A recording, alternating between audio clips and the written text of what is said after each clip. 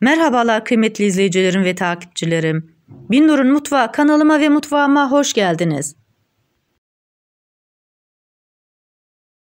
Bugün sizlere bezelye konservesi tarifi paylaşacağım.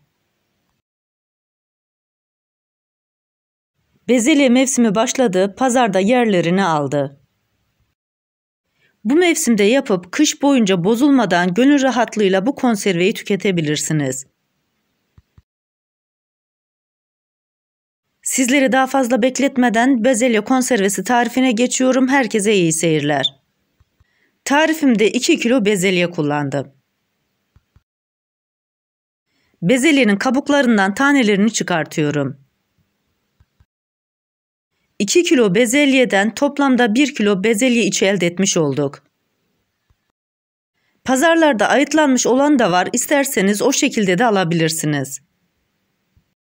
Ya da benim yaptığım gibi kabuklu alıp içerisindekilerini çıkartabilirsiniz. Tarifimi buraya kadar izlediyseniz ve hala kanalıma abone değilseniz abone olup beğeni ve yorumlarınızla beni desteklerseniz çok sevinirim. Beğeni ve yorumlarınız benim için gerçekten çok kıymetli.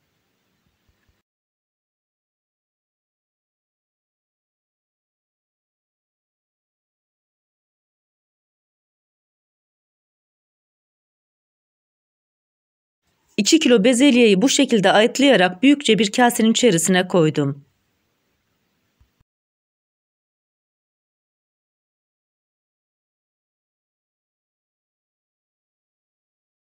İçerisine üzerine geçinceye kadar su koyuyorum.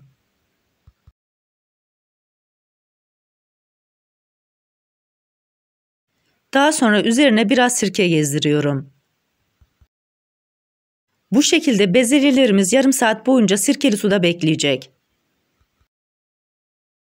Sirkeli suda bekletmiş olduğum bezelyeleri güzelce süzdürdüm ve yıkadım. Yarım litrelik kavanozu güzelce yıkadım ve kuruladım.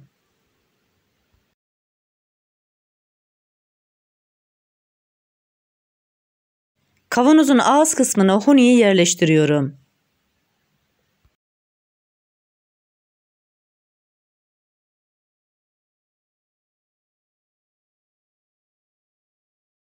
Kavanozun ince kısmına gelinceye kadar bezelyeleri koyuyorum.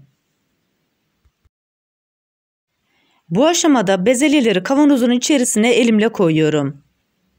Kaşıkla koyduğum zaman bezelyelerde ezilme olur. O yüzden sizler de bu konuya özen gösterin.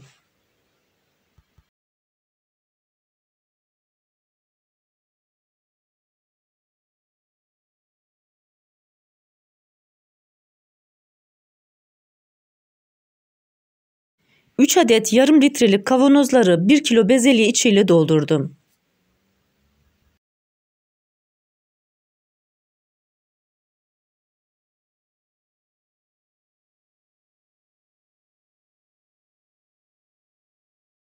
Her kavanoz için 1 tatlı kaşığı kaya tuzu kullanıyorum. Bu aşamada kesinlikle sofra tuzu ya da ince tuz kullanmayın. Bütün konservelerinizi yaparken kaya tuzu ya da kalın tuz kullanın. Böylelikle yapmış olduğunuz ürünlerde herhangi bir erime olmaz. Kavanozların üzerine tuzu da koyduktan sonra arıtıcıdan almış olduğum suyu kavanozların ince bölümüne kadar dolduruyorum. Bu aşamada sizler isterseniz hazır suda kullanabilirsiniz. Ama kesinlikle çeşme suyu kullanmayın. Çeşmeden aldığımız su da kireç olduğu için konservelerinizde bozulma olabilir. Tabii ki bunu istemezsiniz. Daha önceden hiç kullanılmamış olan konserve kapağını alıyorum, 2 geri 1 ileri olacak şekilde sıkıca kapatıyorum. Bu arada tarifimde kullanmış olduğum bütün malzemeleri ölçüleriyle birlikte videomun altındaki açıklama kısmında paylaşıyor olacağım. İsterseniz oradan da bakıp faydalanabilirsiniz.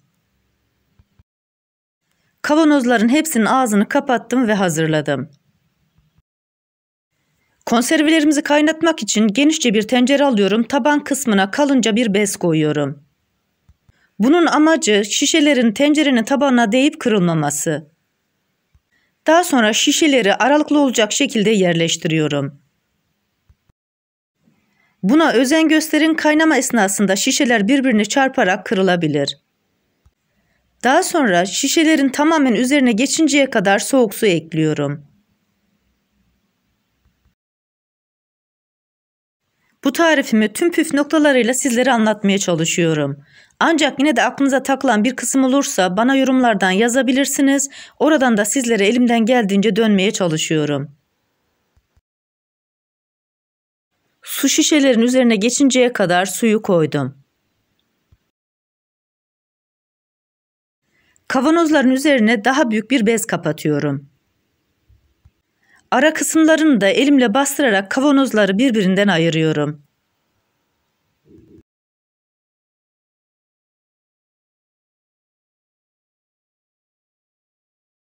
Daha sonra kavanozların üzerine servis tabağını koyuyorum, tenceremizin kapağını kapatıyoruz ve artık ocağımıza götürüyoruz.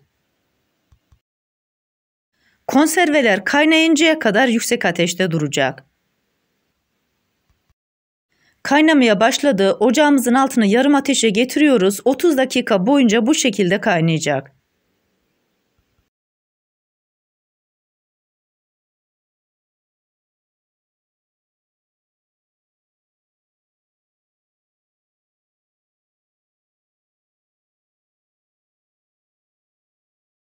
...30 dakikanın sonunda tenceremizi artık ocaktan alıyoruz.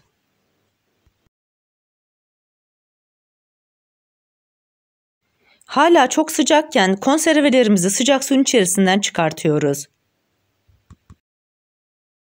Bu aşamada kesinlikle suyu soğuduktan sonra şişeleri alayım diye düşünmeyin. Mutlaka şişelerimiz sıcakken alacağız ve tekrar bir sıkıştırma işlemi gerçekleştireceğiz.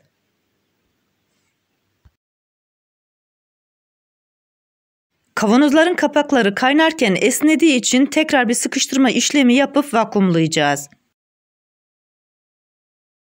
Çıkartmış olduğum kavanozların kapaklarını tekrar sıkıca kapatıyorum.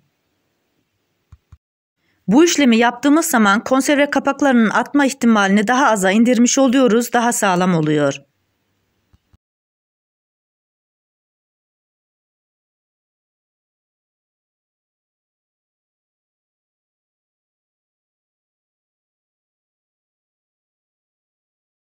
Bu işlemi de yaptıktan sonra şişeleri bir araya getiriyorum.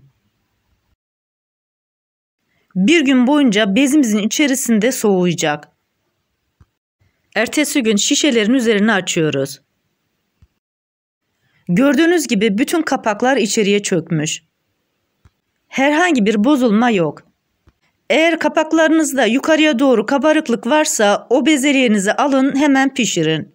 Çünkü o bezelye kışa kalmayacak ve bozulacak. Bütün kapakların içeriye doğru çökmüş olması gerekiyor. Kış boyunca ağız tadıyla yiyebileceğimiz çok lezzetli konservemiz oldu. Bu tarifimi yapıp deneyecek olan herkese şimdiden afiyet olsun. Bir tarifimizin daha sonuna geldik. Videomu izlediğiniz için teşekkür ederim. Bana destek olmak için tarifimi beğendiyseniz beğenmeyi, abone değilseniz abone olmayı, yeni tariflerimi izlemek için bildirim zilini açmayı, tariflerimi sevdiklerinizle paylaşmayı unutmayın. Her şeyin gönlünüzce olması dileğiyle hoşça kalın, afiyetle kalın, Allah'a emanet olun.